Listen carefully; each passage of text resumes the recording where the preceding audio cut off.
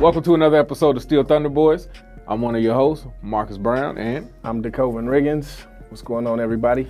I know what you're saying. New look to the show. We're both in different places today, but we still wanted to bring you what's happening in the news. So let's get started with the team that we both love and share, and that is the Oklahoma City Thunder. D? Yeah, so the Thunder are, they're kind of quiet at the moment.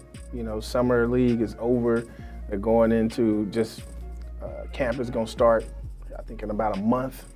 And I think still ready to make some more roster moves and try to solidify what we're going to look like for the season. I think we're going to try to move forward with Chris Paul and SGA playing together and building some kind of team chemistry. But ultimately, I believe we'll move on from Chris Paul sometime within the season before the trade deadline. We're not in a panic at the moment.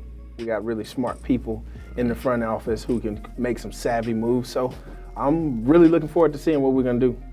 Yeah, and I'll say I had heard and read something that go along the lines of what you were saying when I heard they're trying to get a trade for Courtney Lee and Tim Hardaway Jr. to trade for Chris Paul, and now to give us some shooters, which we desperately need, as well as I've heard some things about, they were talking about Ferguson, how all he is a shot, and he needs to really start working on his drive, how to get to the lane, and how to really just take it to the basket. I don't feel like he's a one-trick pony in that sense, but when you have Hamidou and then you have SGA, we have resources that he can get it to. Him being deadly from the three-point line whenever he's actually on really doesn't make him one trick, but it does make him dangerous in that sense. See, I think that's the thing. To me, he hasn't proven that he's deadly from three. He had a good stretch of last season where he did shoot the three well, and then he kind of regressed and fell off. But I want to see him continue that into this season because that's something that we really need is we need shooting. He doesn't really need to handle the ball. I think with his athleticism, he can be really a slasher. I really want to see our offense develop to where we're doing more cuts to the basket, we're moving more, running people off screens more, and really making people work on the defensive end, and we can really showcase our athleticism and really get up and down the floor. Kind of like I would say the Sacramento Kings do. Okay. To me, they run. They kind of take a Golden State Warriors approach because they still have some shooting, but they're young and they run and they move. And I think we're young and we can run. So that's something that I'd like to see us do this year. Yeah, I could concur with that. I really feel like with the ages that we have now, since we are a younger team, since we're rebuilding, I feel like being able to fly all over the court. That's going to be the thing that really helps us with the older teams in the league because they're not going to have those young legs or those ACLs that haven't been torn 3-4 times yet. Right. So I think that's really going to help us get an advantage in a sense. But you still got to put the ball in the hole at the end of the day. That's true. All right, now moving on to Steelers news. What's going on over there at the Steelers camp? Well, all I can say about my Steelers is we're ready. I understand it's preseason. We're 2-0. It doesn't really matter. Games don't count. But I am seeing a lot of good things from the rookies. I will say the last game, I was not impressed with the defense at all. I really feel like our defense is lagging. I know it wasn't the starters out there, but it's just like that last year. I just feel like we wait for our offense to bail us out. And it used to be the other way around, and then... Yeah, back in them Troy Polamalu days. Yeah, exactly. Yeah. Defense is what we're built on, steel curtain. And I don't understand why we're relying so heavily on the offense when defense has always been the backbone of the Pittsburgh Steelers. Well, you have to think they've been trying to reboot the offense to a degree that it could sustain itself. Yeah. And that means they have to take more focus in the draft off of the defense and getting those top caliber players on defense. So usually it takes a few years to get that balance. You take some time to draft offensive players, defense is going to start to suffer, but you have your offense set, then you start drafting those defensive players that are going to be real heavy hitters, and then you run into a problem like what my Cowboys have. So, yeah. So, but I will say we showed the Chiefs that we are contenders this year, in my mind. I will say James Washington He's amazing. He's starting to come into his own now that he's able to play more. Also, Josh Dobbs, man, he was running around that field, man. He was doing this thing. I gotta give it to Mason Rudolph. Mason Rudolph was looking real good. Yeah, so I will say I see the future in Pittsburgh as safe. Okay. I really do.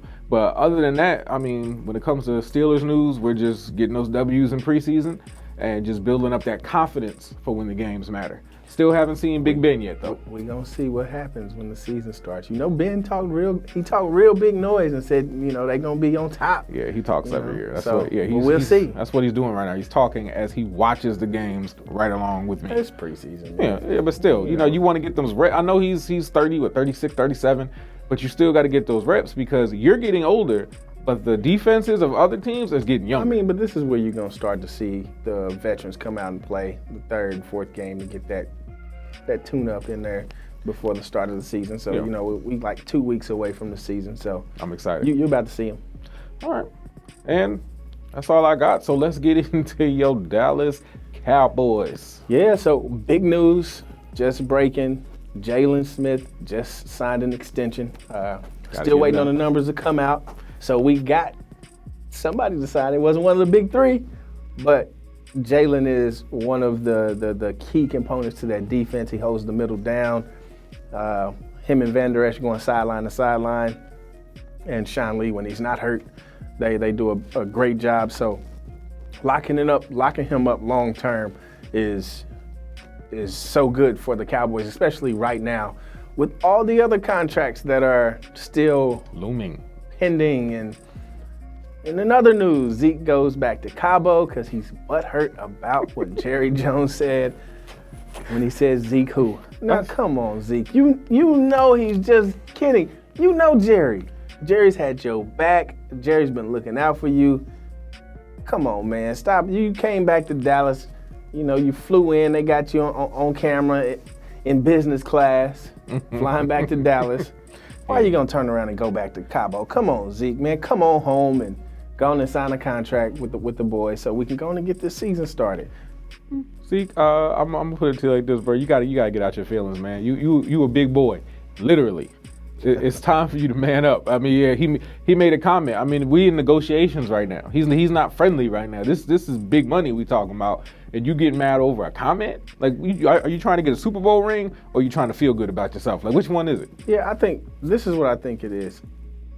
He's not looking at the fact that Jerry Jones is trying to build up the confidence in the rookie, Tony Pollard.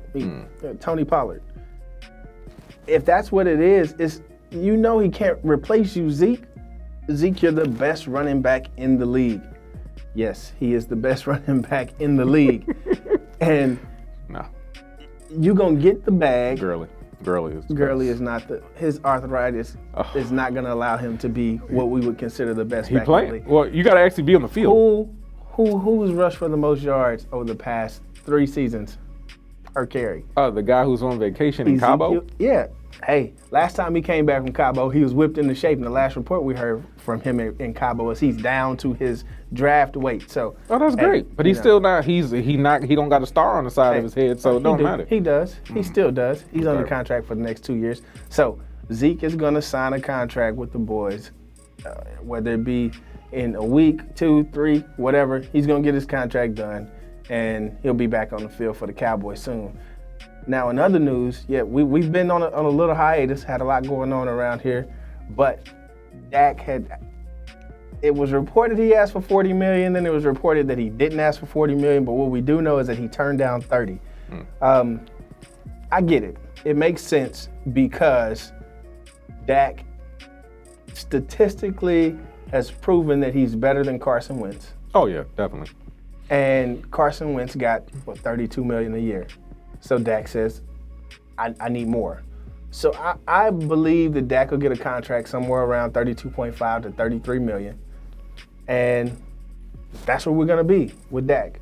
So I look for that announcement to come out probably in the next couple weeks.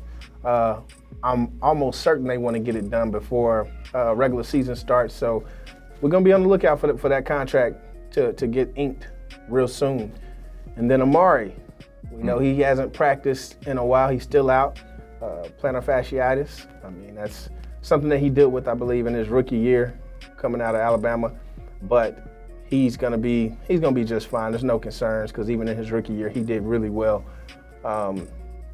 after he got that taken care of. So again, we just got a lot of things up in the air that we juggling, but we got the Jalen Smith deal done. We still got Byron Jones out there at some point. Another thing, Tank, DeMarcus Lawrence, he came back today for practice. So it's a good day in Cowboy Nation as we starting to get those pieces together. And yeah, we looking forward to making our Super Bowl run this year. Okay. Well, and just rebuttal to that, I say Steelers Nation unite. But I will say it like this when it comes to the Cowboys. I'm not a fan, but you guys... You are now. But you guys are really... I see you guys really starting to put the pieces together, but I feel like Jerry really needs to get over it and just pay these guys what they want, because they're the ones that's going to take you to the promised land. You ain't going to get out there on the field. If Dak wants 40, Jerry, don't pay him 40. No, that's not what I'm saying. First of all, you need to give pay Dak first, because that's your quarterback. Well, then Amari. We all know, first of all, Ezekiel's got 2 years left. Actually, if he don't play this year, he's got 3. And on top of that, if he's a running back, his shelf life isn't that much anyway, so you're not as much as a priority. Zeke really got 5 years left. Whew. Is he whining? Because he has 2, well, I guess you'd say more like 4, but he has 2 years, plus we can franchise tag him for 2 more years if we want to. But I believe they want to take care of Zeke. Yeah, I mean, I just looking at what the Steelers went through, I'd say get the deal done. But he is becoming an issue, and I will say when a player starts becoming an issue. What is he hurting right now? He's hurting the team. How? I'll say it like this: right now, he's not hurting the team. He is hurting that gel right now, because it's preseason. It's time to start gelling. We need to start hanging with the boys. We need to be out there in their practice field. True. So, but I will say once the games start counting, if you're not there, it's no longer just, well, he just got to get his money. Yeah. It's now you affected me, because I'm trying to get these wins, because I already signed my deal. But Tony Pollard is looking pretty good. We'll see what happens in the regular season. And I think people are looking at Tony Pollard a little wrong, I would say, because he wasn't a every down back coming out of Memphis. To me, that makes his legs fresher. That makes his body fresher. And he's going to be able to run more. Mm-hmm. And I feel like people are looking at it, well, he didn't do this at Memphis, so he's going to have a hard time. No, he's probably not going to get hurt as fast as others, because his body has more durability than the rest, because he hasn't been used up. So we'll see what happens. I'm hoping the Zeke deal gets done before preseason is over, before the regular season starts. But if not, we're going to see what we got with Tony Pollard. Well, hey. And I guess Alfred Morris is going to play as well. But Tony looked like he's stepping up and trying to be that number 1 back. We're going to see. We will. So I guess that's the end of this episode of Still Thunder Boys.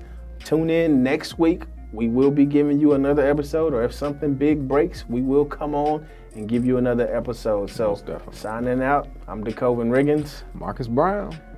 We'll holler at you. Peace.